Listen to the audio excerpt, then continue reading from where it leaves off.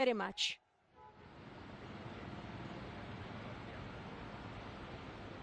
Well, that was Prime Minister Narendra Modi speaking from BJP headquarters in New Delhi, and it certainly sounded like a victory speech. The Prime Minister himself declaring victory. But what was interesting is that he spoke a lot about the NDA, this alliance. There was a lot more talk about this alliance party, which I think is indication that perhaps he's going to have to lean on them quite a little bit more. Now, I want to bring back our guest, Suryokamal Datta.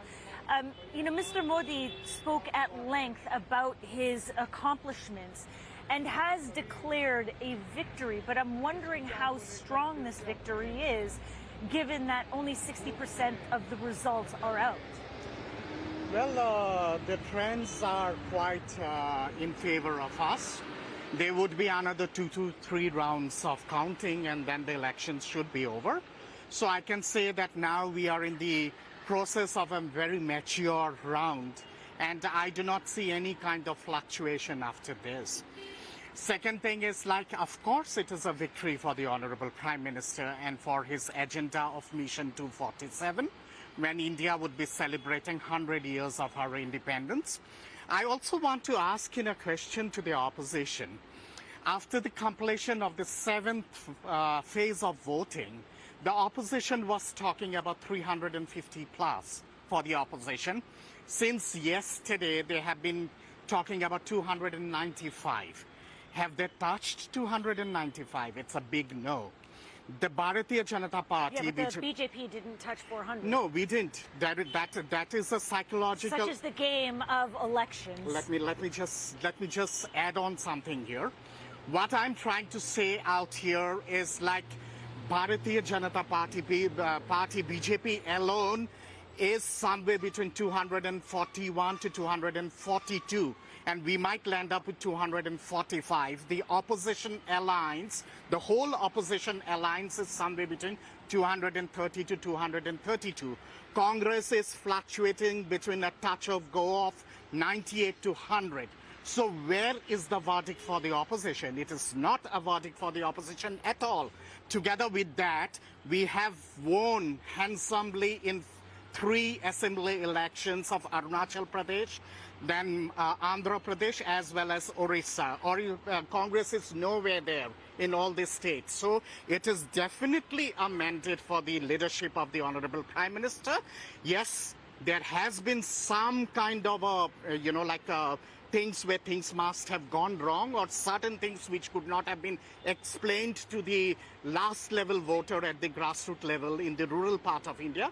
That, the post-poll analysis will be taking place and corrective measures will be taken. Right. No, I do take your point that, in fact, it wasn't a resounding victory for the opposition, but they certainly did a lot better than anybody was predicting them to be. Now, I want to bring in one important point in terms of just how this all works here in India in terms of calling this election. Now, only 60% of the votes have been tallied so far. And although the Prime Minister has claimed victory, in order for it to be solidified as a victory, that would actually have to come from the Election Commission. So I think there's going to be a lot more attention being paid to the Election Commission to see who they declare as winner. And the challenge, of course, is that whomever decides that they want to form the government and who they think they can, they have to go and prove it at the Election Commission that they will in fact have that mandate. I do want to ask you about Mr. Modi going forward. Now, if he's able to form a government, he will do so with a weaker mandate, and it will be a coalition government. That's uncharted territory for Mr. Modi. How do you think he will govern under this kind of coalition? I would say for the ruling party, it is not an uncharted territory as such. We had a fantastic coalition government under late Atal Bihari Vajpayee ji, the former Prime Minister of India, when we could successfully run a government with 24 alliance partners. There is no reason to believe as to why a coalition under BJP cannot be successful in the present scenario also. It is true that we have the experience of successfully running a government with a single party majority, and we also have the experience of running a coalition with 24 partners. So I see no qualms as to why we cannot run this. And on top of that, I would say that 2024 has seen lots of changes within India in terms of the socio-economic dynamics, in terms of geopolitical strategic equation also. Right, I'm just going to jump in because actually the question wasn't so much that can he govern, but how will his governing style, will it have to change? Will he have to adopt more conciliatory tones when he's speaking, when he's governing from such a coalition with a much smaller mandate? Well, I think the Prime Minister has been very, very accommodative in the 10 years of his rule also. He has always spoken about Sabka Saath, Sabka Vishwas, and Sabka Vikas, which means everyone together with everyone's collective promise and for the development of everyone.